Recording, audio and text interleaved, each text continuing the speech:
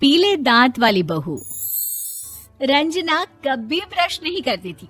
उसे कितनी बार उसके माँ बाप ने डांटा, लेकिन उसका कोई असर उस पर होता ही नहीं था, जिस कारण से उसके दांत पीले पीले हो जाते हैं।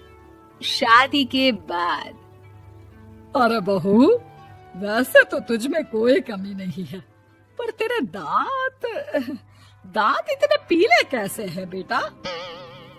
कैसे मतलब? कोई सर्जरी थोड़ी ना कराइए। वो तो क्या नाम, मैं ब्रश नहीं करती थी तो पीले हो गए। अब क्या करूं? आप कहें तो लाल करवा लूं या फिर काले? यार ये क्या है, क्यों माँ से लड़ रही हो? लड़ रही हूँ? अरे मैं लड़ रही हूँ या ये बोल रही है कि दांत पीले हैं, पीले। अरे तपस्या थोड़ी ना की है इन्हें पीले करने के लिए। बकायदा ब्रश नहीं किया है 20 साल तक, तब जाकर। छी, कैसी बात कर रही हो? ये उस वक्त तो पीले नहीं थे जब हम लोग तुम्हें देखने आए थे। अरे तब साफ करवा लिया होगा डेंटिस्ट के पास जाकर। अब देखो कैसे पीले पीले लग रहे हैं। रंजना सास की तरफ गुस्से से देखती है। फिर शुरू हो गई पीले पीले पीले।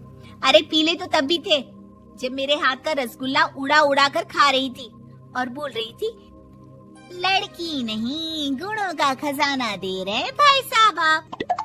खैर, अब वो लोग करते भी तो क्या करते, पीले दांत वाली बहू पल्ले पड़ी थी तो झेलना तो था ही। एक दिन कीर्तन में रंजना गाना गा रही थी। अरे कमला बहन, माँ का द्वार है, यहाँ तो सब शुद्ध होकर आते हैं, फिर अपनी बहू को ब्रश भी नहीं करवाती तुम। दूर से पीले पीले दांत भक्ति में बाधा उत्पन्न कर रहे हैं। अरे कोई 2 साल के बच्ची थोड़ी ना लेकर आई हूँ मैं बहू बनाकर। अच्छी खासी लड़की है, अरे कैसे करवाऊं ब्रश? ये तो उसे खुद करना चाहिए ना। अब माँ बाप तो इसके जैसे तैसे निपटा दिए, ये नहीं सोचा कि सास कैसे संभालेगी। सास बहू को लेकर घर आ जाती है, लेकिन सोच लेती है कि अब इसे लेकर कहीं नहीं जाएगी। अगले रोज बहू कहती है, अरे क्या हो गया, मंदिर नहीं जाना क्या? कीर्तन का वक्त हो रहा है। मेरी मधुर वाणी से कान्हा जी जागते हैं और सोते हैं। आप तो जानती है ना उनकी भक्ति में कितना मन लगता है मेरा। वो क्या है ना, तबीयत ठीक नहीं लग रही है मेरी, आराम करूंगी मैं। तबीयत ठीक नहीं लग रही? अभी तो मिथुन के गाने पर नाच रही थी आप, और अब बोल रही है कि तबीयत ठीक नहीं लग रही। अरे भक्ति में मन लगा लो सासू माँ, ऊपर जाना है, क्या मुंह दिखाओगी आप? हाँ? सास को बहू की बात पर गुस्सा आ जाता है। मैं क्या मुंह दिखाऊंगी, इसकी चिंता तो ना कर, समझी? अपने मुंह की चिंता कर, जो ये पीले पीले दांत लेकर हर जगह पहुंच जाती है। पता है लोग कितना मजाक बनाते हैं। ना जी ना, मैं नहीं जाना कहीं तेरे साथ। तो ये बात है, कोई ना, मत जाओ, मैं अपने कमरे में ही बैठकर भक्ति कर लूंगी। ऊपर वाला दांत थोड़ी ना देखता है, मन देखता है, भावना देखता है। और अरे बस बस, तू सब कुछ दिखा, बस ये सफेद चमकदार दांत ना दिखाना किसी को, है? जा यहाँ से। बहू को सास की बात का कोई फर्क नहीं पड़ता, वो तो जैसी थी वैसी ही रह जाती है। सुबह नहाकर किचन में खाना बनाना, फिर खाना खाना, कीर्तन भजन करना और सो जाना। एक दिन, माँ जी मैं सहेली के घर जा रही हूँ, शाम को लेट आऊंगी। हाँ हाँ तो जाना, मैंने कौन सा तेरी आरती करनी है घर पर बैठकर। रंजना सहेली के घर जाती है, जहाँ वो पार्टी में जाने की तैयारी कर रही होती है। अरे शिखा, कहाँ जाने की तैयारी कर रही है? मैं गलत वक्त पर आ गई क्या? अरे नहीं यार, उल्टा सही वक्त पर आ गया।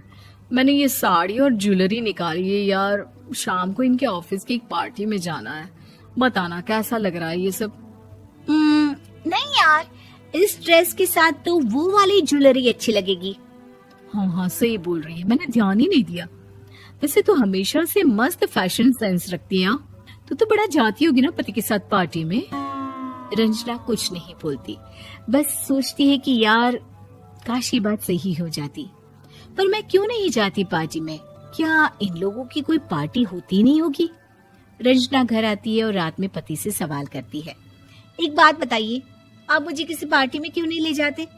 क्या आपकी यहाँ ऑफिस में पार्टी नहीं होती? पति बेचारा क्या कहता कि दांत पीले हैं तुम्हारे इसलिए। अरे कोई पार्टी होती नहीं हम लोगों के ऑफिस में, तो कहाँ से लेकर जाऊं?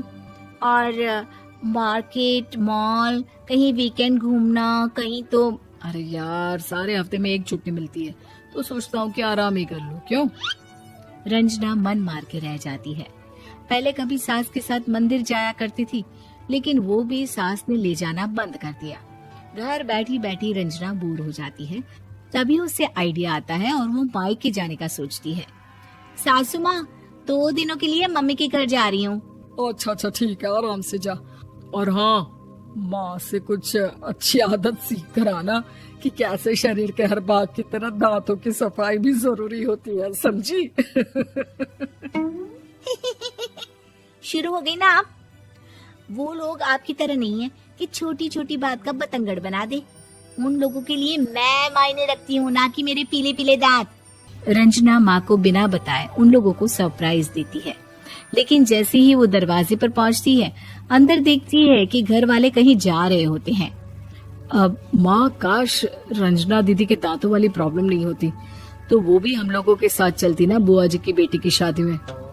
हाँ बेटा, लेकिन अब उसे कौन समझाए कि उसको उसके पीले दांत नहीं दिखते, लेकिन उसके आसपास के लोगों को कितना एम्बैरेसिंग फील कराते हैं।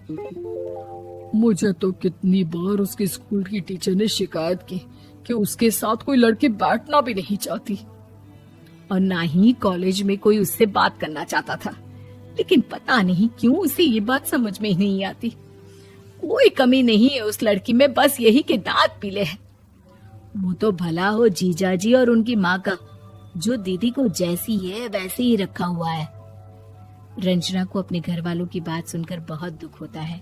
वो सोचती है कि वो क्या करे, लेकिन फिर वो सीधा डेंटिस्ट के पास जाती है, अपने दांत चमकाती है और कसम खाती है कि वो रोज ब्रश करेगी। अरे क्या हो गया? तुम तो 2 दिनों के लिए गई थी ना। पर कोई ना, अच्छा है, चलो आ गई तो।